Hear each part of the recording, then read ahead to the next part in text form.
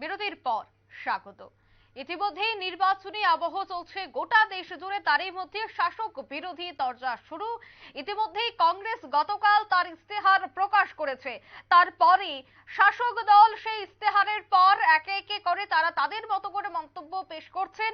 এরই মধ্যে খবর, পাকিস্তানের জন্য ইস্তেহার বানিয়েছে কংগ্রেস। তোপ হেমন্তের, অর্থাৎ অসমের মুখ্যমন্ত্রী হেমন্ত বিশ্ব শর্মা বলছেন যে কংগ্রেসের ইস্তেহার পাকিস্তানের জন্য। ঠিক এই বিস্ফোরক মন্তব্য হেমন্ত বিশ্ব শর্মার। কংগ্রেসের ইস্তেহার তোষণে রাজনীতিতে দেওয়া হয়েছে প্রাধান্য, বলছেন হিমন্ত বিশ্ব শর্মা। বিভাজন করে ভোটে জিততে চায় কংগ্রেস, অভিযোগ অসমের মুখ্যমন্ত্রীর। সে বিষয়ে বিস্তারিত জানবো। টেলিফোন লাইনে রয়েছে এক্সিকিউটিভ এডিটর নীল বণিক। নীল, গতকাল কংগ্রেস তার ইস্তেহার প্রকাশ করলো, তারপরে দেখা গেল অসমের মুখ্যমন্ত্রী হিমন্ত বিশ্ব শর্মা তিনি একেবারে একটি বিস্ফোরক মন্তব্য করেছেন। তিনি বলছেন পাকিস্তানের জন্য সেই ইস্তেহার বানিয়েছে কংগ্রেস। কি বলবে? গতকালই প্রধানমন্ত্রী নরেন্দ্র মোদী চাঁচাছোলা ভাষায় কংগ্রেসের ইস্তেহার নিয়ে কিন্তু মল্লিকার্জুন খার্গে রাহুল গান্ধীকে কিন্তু কড়া ভাষায় আক্রমণ করেছিল। আজকে একেবারে সেই চেনা ছকে হেমন্ত বিশ্ব শর্মা তিনি রাহুল গান্ধী এবং কংগ্রেসকে আক্রমণ করলেন। তার যেটা অভিমত যে পাকিস্তানের ভাবাবেগের কথা মাথায় রেখে কংগ্রেস তার ইস্তেহার প্রকাশ করেছে।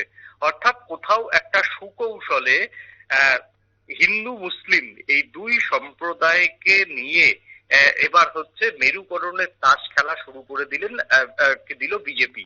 বিজেপি নেতারা পাকিস্তানের সঙ্গে কখনো কংগ্রেসের ইস্তেহার তুলনা করছে, কখনো বলছে যে তারা মুসলিম লীগের ভাবধারাকে প্রাধান্য দিয়েছে। অর্থাৎ কংগ্রেসের ইস্তেহারকেও তারা কিন্তু পলিটিক্যালি ফেস না করে সেখানে মেরুকরণ দিয়ে তারা কিন্তু ফেস করতে চাইছে।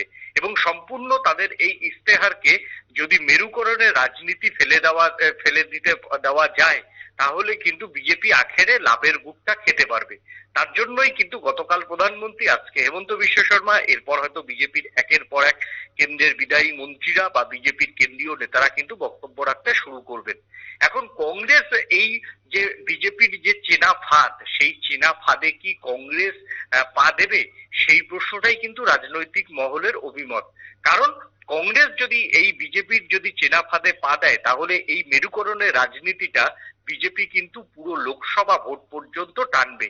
আর কংগ্রেস যদি এই মেরুকরণের ফাঁদে পা না দেয়, তাহলে বিজেপি নেতারা হয়তো আজকে আর আগামীকাল বলার পরে তাদেরকে কিন্তু প্রসঙ্গ বা ইস্যু চেঞ্জ করতে হবে।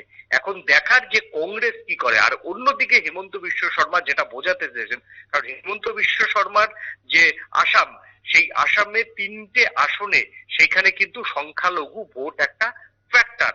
এই সংখ্যালঘু ভোট যেখানে 3টি আসনে ফ্যাক্টর, এবং 3টি আসনই এবার বিজেপি অল আউট ছাপাবে। এবং করিমগঞ্জ যে আসনটি, সেই আসনটিতে কিন্তু অত্যন্ত টাফ ফাইট, এটা কিন্তু বুঝেছে খোদ হেমন্ত বিশ্ব শর্মা। পাশাপাশি শিলচর আসন নিয়েও কিন্তু তিনি দ্বিধা দ্বন্দ্বে রয়েছেন। এবং শিলচরে তৃণমূল কংগ্রেসের নেত্রী তিনি নিজে প্রচারে আসবেন ইন্ডিয়া জোটের হয়ে, এটা কিন্তু খোদ পশ্চিমবাংলার মুখ্যমন্ত্রী মমতা বন্দ্যোপাধ্যায় তিনি গতকাল জানিয়েছেন।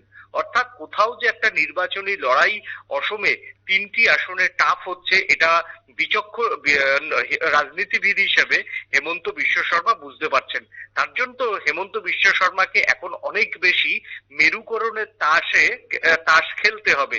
না হলে সংখ্যাগুরুদের ভোট যদি নিজেদের পালে না টানা যায়, তাহলে অসমের 3টি আসনে বিজেপিকে ভুগতে হবে।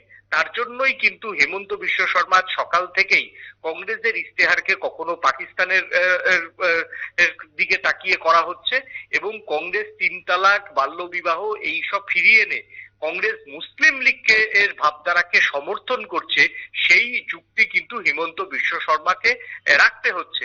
এবং 3 তালাক ইস্যুটি যেহেতু একেবারে 3 তালাক ইস্যু কিন্তু এবারের ভোটে ছিল না, সেই জায়গাতে বিজেপি আরো তিন তালাক ইস্যুটাকে আরো বেশি করে নিয়ে আসতে চাইছে, কারণ তিন তালাক ইস্যু প্রথা তুলে দেওয়ার পর সংখ্যালঘুদের মহিলাদের ভোটার একটা বড় অংশ কিন্তু বিজেপির দিকে গিয়েছিল। সেই জায়গাতে এবারের যে লোকসভা ভোট, সেই লোকসভা ভোটে যদি সংখ্যালঘু মহিলাদের ভোট টানতে হয়, তাহলে খুঁচিয়ে কিন্তু সেই তিন তালাক প্রসঙ্গ বিজেপিকে আনতে হবে, বাল্য বিবাহ বিজেপিকে আনতে হবে। সেই জায়গাটাই কার্যত সুকৌশলে করছেন হিমন্ত বিশ্ব শর্মা। অন্যদিকে পাকিস্তান সম্পর্কে ভারতের সিংহভাগ মানুষেরই একটা অ্যালার্জি রয়েছে। সেই অ্যালার্জিতে যদি একটু সুড়সুড়ি দেওয়া যায়, তাহলে সেই অ্যালার্জি আরো বাড়বে। এবং এই পাকিস্তানের সঙ্গে যদি কংগ্রেসকে কোনো একটা জায়গাতে গঠবন্ধন করে দেওয়া যায়, তাহলে রাজনীতির ফায়দা হিসেবে বিজেপি অনেক বেশি সুবিধা পাবে। কারণ জাতীয়তাবাদের প্রশ্নে বিজেপি কিন্তু লাস্ট 10 বছরে তারা মার্কেটিংটা খুব ভালো করেছে বলে মনে করছেন রাজনৈতিক মহলের একাংশ। তার জন্য এই জাতীয়তাবাদের প্রশ্ন নিয়ে আবারও বিজেপি অনেক জল্পনা উস্কে দিতে চাইছে, বিতর্ক উস্কে দিতে চাইছে। অর্থাৎ জাতীয়তাবাদের মার্কেটিং লোকসভা ভোটের আগে বিজেপি নেতারা আরো একবার করতে চাইছেন বলে অভিযোগ করছেন রাজনৈতিক মহলের একাংশ। এখন দেখার। গতকাল থেকে আমরা দেখছি প্রধানমন্ত্রী থেকে শুরু করে হেমন্ত বিশ্ব শর্মা এছাড়া বিজেপির অন্যান্য নেতৃত্বরা এই ইস্তেহার নিয়ে তারা তাদের মতো করে মত প্রকাশ করেছে বা বিস্ফোরক মন্তব্য রাখছেন, কেউ একাধিক কথা বলছেন। সেই প্রত্যেকটা বিষয়ের পর কংগ্রেসের তরফ থেকে কি এখনো পর্যন্ত কিছু জানা গেছে? না, কংগ্রেসের তরফ থেকে এখনো পর্যন্ত প্রকাশ্যে সেভাবে কিছু বলা হয়নি। তার কারণ হচ্ছে কংগ্রেস এই ইস্যুটাকে আমার মনে হয় সেইভাবে ধরতে চাইছে না। অঙ্কিতা, নিয়ে নিচ্ছে ছোট্ট একটি বিজ্ঞাপন, বেরোতেই সঙ্গে থাকুন।